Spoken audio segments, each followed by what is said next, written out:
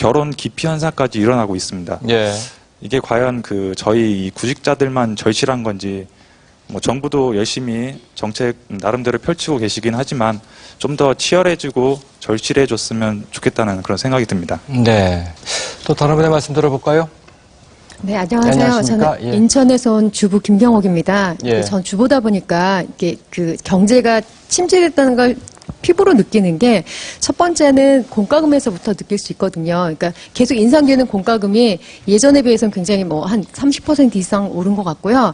두 번째는 이제 일반적으로 이제 먹거리 부분에 있어서 예를 들면은 뭐 아이들 좋아하는 햄 같은 경우에 얼마 전까지만 해도 10,000원 미만이었다면 지금 마트 가면은 세일한 가격이 10,000원 이상이 돼요. 그러니까 한 예로 제가 이제 말씀을 드린 거고요.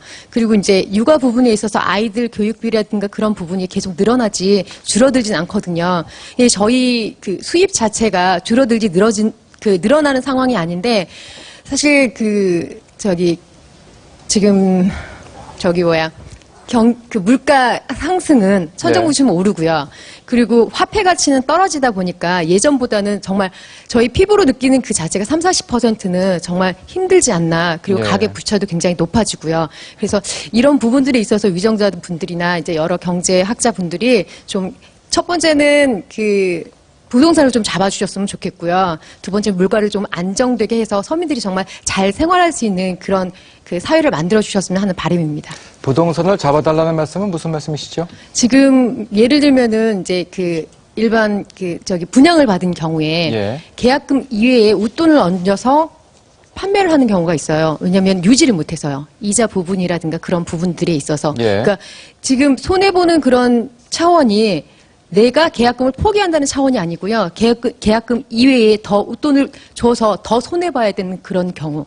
그래서 지금 하우스푸어, 베이비푸어가 정말 신조어로 발생이 됐듯이 그런 상황이에요. 그렇군요. 지금 5분께 들으신 것처럼 중소기업, 자영업 상당히 어렵고 취업도 어렵고 또 주부들이 실제 느끼는 체감 경기도 상당히 어렵습니다. 이분들 의견 어떻게 들으셨는지 몇 분의 말씀 좀 들어볼까요? 이 위원장님 지금 한숨을 쉬고 계시는 것 같은데. 메모를 좀 쭉 해봤는데 우리나라 경제에 있는 모든 문제가 다 이렇게 망라되는 것 같다는 생각을 하게 됩니다. 그러니까 결국 전 세계가 정말 하나의 촌으로 돼버린 듯한 지구촌의 문제다 생각이 드는데 먹거리 말씀도 해주셨는데 아시겠지만 지금 또 미국의 가뭄이 지금 굉장히 심해가지고 옥수수하고 밀 가격이 지금 엄청나게 오르고 있습니다. 폭등을 하고 있는데 잘 아시죠? 콩 가격하고요. 그래서 이게 이제 많이들 아시겠지만 사료에 영향을 줍니다.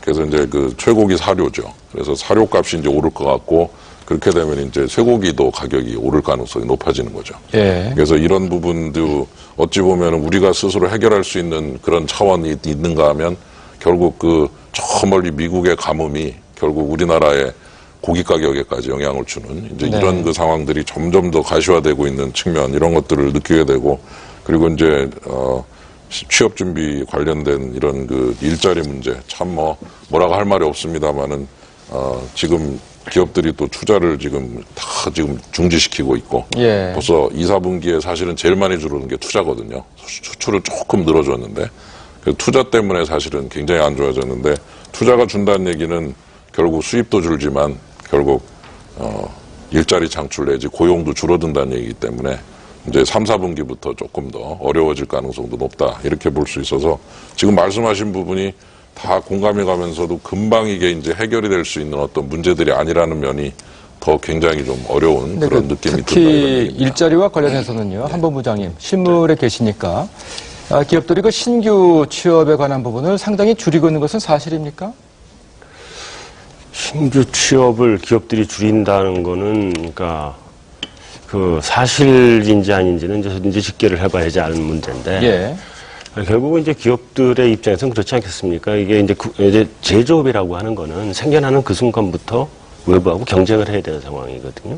그래서 이제 어느 순간이 지나고 나면 그때부터는 새로운 투자라고 하는 것이 생산성 효율화 투자라고 하는 걸 하죠. 근데 생산성 효율화 투자라는 게 바꿔 말하면 일자리 줄이는 투자거든요. 근데 그렇게 하지 않으면 기업이 살아남을 수가 없기 때문에 그 부분은 기업들은 어쩔 수 없이 할 수밖에 없는 얘기고 그렇다는 것은 이제 기업들이 일자리를 줄인다고 하는 부분에 대해서 그걸 비난하는